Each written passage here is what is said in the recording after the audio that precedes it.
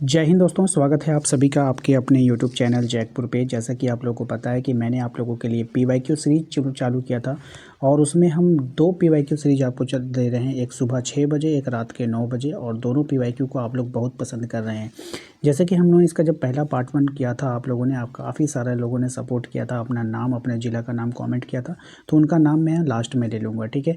तो आप लोग भी अगर नए आए हो हमारे चैनल पे तो चैनल को सब्सक्राइब कर लीजिएगा। और इस वीडियोज़ में भी आपको अपना नाम और अपने ज़िला का नाम ज़रूर टाइप करना है, चाहे आप पहले वाले में किए हैं या फिर नहीं किए हैं, फिर भी हर वीडियोज़ में आपको करना है ताकि इसके नेक्स्ट वीडियो में आपका नाम लिया जा सके। तो चलिए आज का हम लोग शुरू करेंगे। ये पीवाईक्यू सीरीज़ चल रहा है, आप लोगों के डिमांड के ऊपर चलाया जा रहा है, आप लोगों ने काफ़ी डिमांड किया था। तो चलिए सबसे पहला सवाल आपके आ चुका है। ये जितने भी सवाल हैं ये आपके प्रीवियस ईयर में पूछे गए सवाल हैं और उनसे जुड़े फैक्ट भी हम लोग आज की इस वीडियो में देखेंगे। तो पहला सवाल है आपका, संभववाद शब्द का प्रयोग सर्वप्रथम किस फ्रांसीसी विद्वान ने किया था? ऑप्शंस हो जाएगा इसका, देखिए, विडाल डी ला ब्लाश है, लुशियन फेवरे है, फ्रांसिस बेकन है, जीन बुनरा है। तो right answer Vidal de la Blache, ठीक है। फैक्ट की बात करते हैं कि संभववाद सिद्धांत फ्रांस में विकसित हुआ था। कहाँ पे विकसित हुआ था? ये फ्रांस में हुआ था। इसमें मानव को सक्रिय शक्ति माना गया है। प्रकृति केवल संभावनाएं प्रदान करती है। यह नियतिवाद के विरोध में दिया गया एक सिद्धांत था। तो ये लाइन काफ़ी इम्पोर्टेंट है और इसका एक पहला लाइन, ठीक है, और ये दूसरा लाइन, ये सब इम्पोर्टेंट है, याद रखिएगा आप, ठीक है। आइए दूसरे सवाल पे आते हैं। दूसरा सवाल है आपका, किसने कहा मानव प्रकृति का दास है? तो ये बात किसने कहा था कि मानव जो है वो प्रकृति का दास है? तो ये बात कही थी रेड जेल ने। किसने कहा था? रेड जेल ने किया था। ऑप्शन नंबर बी हो जाएगा। आइए फैक्ट की बात करेंगे। ये कथन नियतिवाद से संबंधित है। नियतिवाद में प्रकृति को सर्वोच्च माना गया है।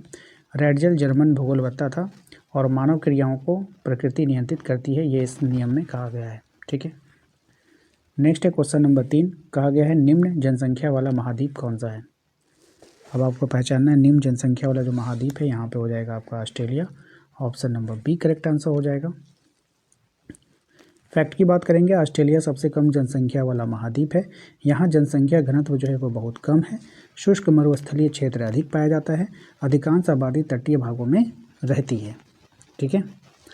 चलिए क्वेश्चन नंबर आते हैं 4 पे। इसमें कहा गया है कि किस क्षेत्र में खनिज तेल का सबसे बड़ा भंडार पाया जाता है? ऑप्शंस आपके पास हैं, ईरान, इराक, चीन, सऊदी अरब। कहाँ पे पाया जाता है आपको बतानी है। तो देखिए सही जवाब हो जाएगा आपका ऑप्शन नंबर डी, सऊदी अरब। फैक्ट की बात करें तो सऊदी अरब मध्य पूर्व में स्थित है। यहाँ विश्व का सबसे बड़ा पेट्रोलियम भंडार है। अरामको विश्व की बड़ी तेल कंपनी है और तेल निर्यात अर्थव्यवस्था का इसका आधार है। तो इसके 2 फैक्ट जो हैं वो काफ़ी इंपॉर्टेंट है, ध्यान रखना है। क्वेश्चन नंबर आते हैं 5 में। कहा गया विश्व व्यापार संगठन का मुख्यालय जो है वो कहाँ पर है? तो विश्व व्यापार संगठन का जो मुख्यालय है वो कहाँ पे है? जेनेवा में है, ठीक है, याद रखिएगा, इंपॉर्टेंट है। फैक्ट की बात करेंगे तो विश्व व्यापार संगठन, जिसको अंग्रेजी में WTO बोलते हैं, इसकी स्थापना 1995 में हुई थी। बहुत इंपॉर्टेंट है, डेट भी पूछा जाता है। अच्छा, इसका मुख्यालय कहाँ है? तो ये स्विट्जरलैंड में, ये याद रखिएगा। ये अंतर्राष्ट्रीय व्यापार को नियंत्रित करता है। क्या करता है? अंतर्राष्ट्रीय व्यापार को नियंत्रित करता है और भारत WTO का सदस्य देश है, ठीक है। ये सारे फैक्ट इंपॉर्टेंट है, ध्यान रखना है। क्वेश्चन नंबर आते हैं 6 में। देखिए कहा गया है कि मुंबई हाई किसके लिए जाना जाता है? अब ये जो मुंबई हाई, ये किसके लिए जाना जाता है ये आपको बताना है। तो ये पेट्रोलियम के लिए जाना जाता है। किसके लिए जाना जाता है? पेट्रोलियम के लिए जाना जाता है, इस बात का ध्यान रखिएगा। फैक्ट की बात करते हैं कि मुंबई हाई जो है वो अरब सागर में स्थित है। ये तटीय तेल क्षेत्र है। भारत के कच्चे तेल का बड़ा स्रोत है ये, और 1974 में तेल उत्पादन प्रारंभ हुआ था यहाँ से, मुंबई हाई से, ठीक है, तो ध्यान रखना है। क्वेश्चन नंबर आते हैं 7 में। कहा गया है कि भारत में सबसे पुराना लौह इस्पात उद्योग कौन सा है? तो भारत में जो सबसे पुराना लौह इस्पात उद्योग है, Tata iron and steel company है। Option number B correct answer हो जाएगा। फैक्ट की बात करते हैं, इसकी जो स्थापना हुई थी किसकी? टाटा आयरन स्टील कंपनी, 1907 में इसकी स्थापना हुई थी। ये जमशेदपुर में स्थित है। अब इसे टाटा स्टील भी कहा जाता है। ये निजी क्षेत्र का पहला इस्पात उद्योग है, ठीक है। क्वेश्चन नंबर आते हैं 8 में। कहा गया है कि चावल का सबसे बड़ा उत्पादक राज्य कौन सा है? तो चावल का जो सबसे बड़ा उत्पादक राज्य है वो है आपका, बताइए, पश्चिम बंगाल। कौन है? पश्चिम बंगाल। ऑप्शन नंबर ए इसका सही जवाब हो जाएगा।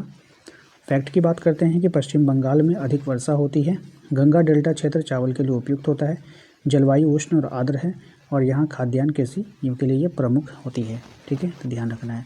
ये जो जलवायु जो है उष्ण और आर्द्र, क्या इसका मतलब होता है कि चावल की खेती के लिए कैसी जलवायु चाहिए, तो उष्ण और आर्द्र जलवायु चाहिए। ठीक है। अच्छा, पश्चिम बंगाल में ये अधिक वर्षा होती है बंगाल में, इसलिए जो वहाँ पे ये ज़्यादा होता है।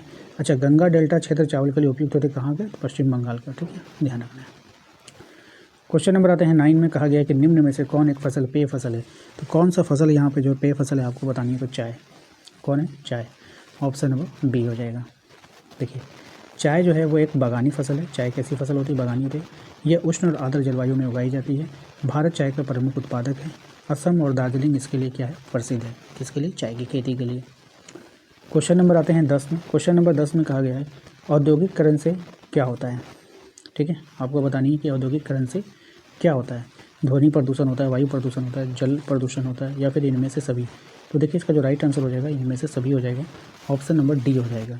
ठीक है भाई, फैक्ट की बात करते हैं कि औद्योगिकरण से पर्यावरण प्रभावित होता है, ये तो सबको पता है। कारखानों से धुआं निकलता है, अपशिष्ट जल नदियों में छोड़ा जाता है, और मशीनों से अत्यधिक ध्वनि उत्पन्न होती है, तो इससे ध्वनि प्रदूषण भी होता है।